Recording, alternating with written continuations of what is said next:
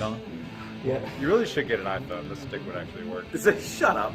Hey, what's up, guys? I'm Swick. This is Chris. Last time we picked up this 1986 BMW E30, as you can see right here. And last time we did a compression test, it turned out this motor that's in it is a dud. So today we are going to tear apart this vehicle down to the bare chassis. So hope you guys enjoy. Have a nice little time lapse for you guys. Later. Nice catch.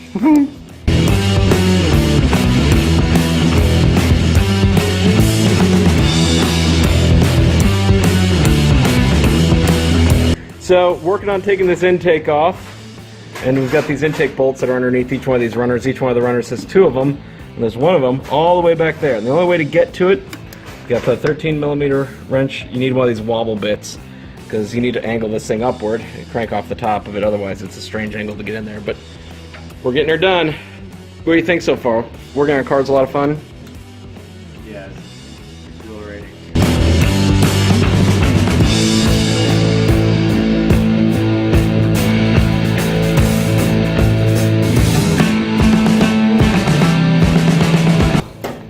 Hey guys, what's going on? Real quick update for you. Got the E30 behind us still. Luckily, didn't burn down while we were taking everything apart. One of the big things we want to have whenever we're working with fuel systems or anything else like that is a fire extinguisher. A lot of videos online of people playing around with the fuel systems and burning their stuff down, so try to stay away from that. We got the intake off, a bunch of the different hoses and lines, unplugged everything. We're going to try and save this harness and everything because we're sure somebody would actually want it.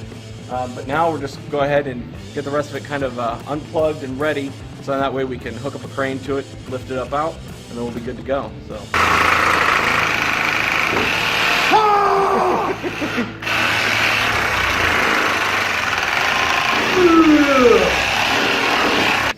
Alright, pull it really tight. There you go. I think I'll go back in. We can glue it. We can rebuild it. We have tape. We have tape. All right.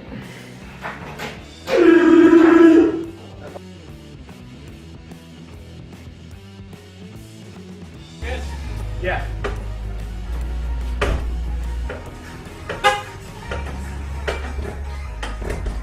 Is it?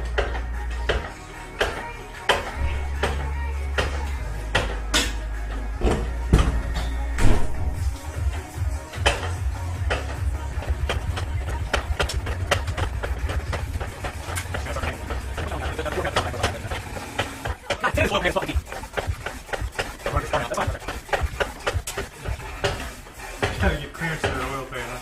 I don't think we got all the antifreeze out. No, there's a lot of stuff leaking. All right, help me drag this thing forward. All right, stop.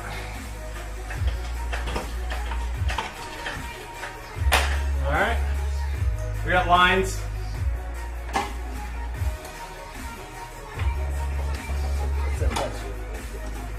I'm gonna kill that. No, they're. I'm gonna kill that right there, dude. So Oh, okay. All right, yeah, all right, we're good. Oh, hold on. Transmission's hanging on to something. What the is that? You may want to look at that. What is that? Oh, your shifter.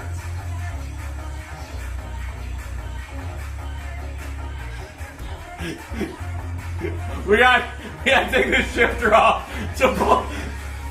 So, shifter's not there anymore. Do we need to lower it down, or is the shifter just gone? It's gone, dude. Shifter's gone. We're good. All right. Yeah, it's not there. Got that line. This one? Yeah.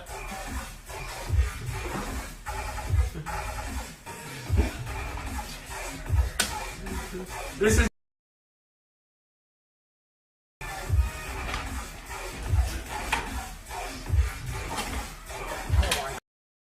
God damn pure shifter.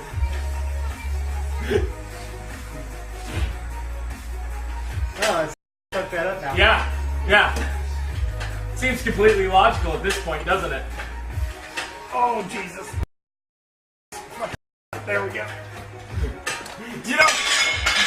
You don't need any of those parts, right? her up. Get her on up. Looks like we didn't learn anything from the last time.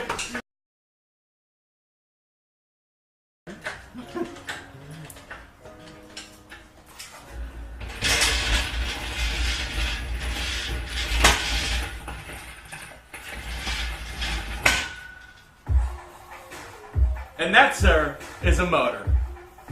And transmission. Bam! Super easy. The sway bar is right. No? It all came right out over that. I don't know what all that stuff is leaking, though. This right here? It's probably transmission fluid or something. Seems important. We probably should have taken care of that before we pulled the motor.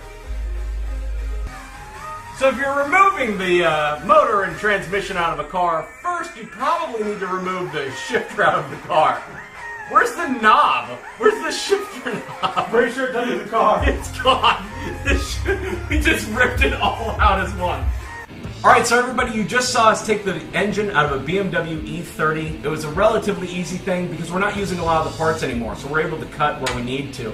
But what's going to be going into this car, and this is the really exciting part, is the fact that we're going to be taking a Saab motor. It's a 2.3 liter turbo Saab engine.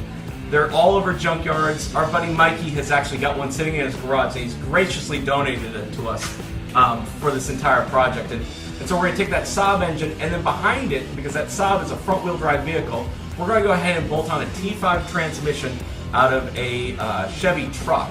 So the Chevy S10 used a T5 transmission. And because the Saab motor from 2003 on was actually a Chevy motor, it's a 2.3 liter Ecotec, we can actually bolt that transmission straight up to the back of it, and it's got, I believe, an 11-inch flywheel. So we might actually be able to use a Mustang clutch pack and everything, so that way we can get really good clutch feel and everything into it and make it so that way it responds properly. And then also being a T5 transmission, that transmission was used in everything from Chevys to Fords. And one of the big things is I believe it was used in Chevy Mustang for a long time. And I think that a BBK shifter will actually fit onto that transmission. So no longer are we going to have a real long throw sort of truck transmission. We're going to be able to make it act more like a Mustang. So once we get past there, the rear differential is our next stop. So right now in this car, it's got a limited slip 188 millimeter rear differential that comes in a lot of BMWs.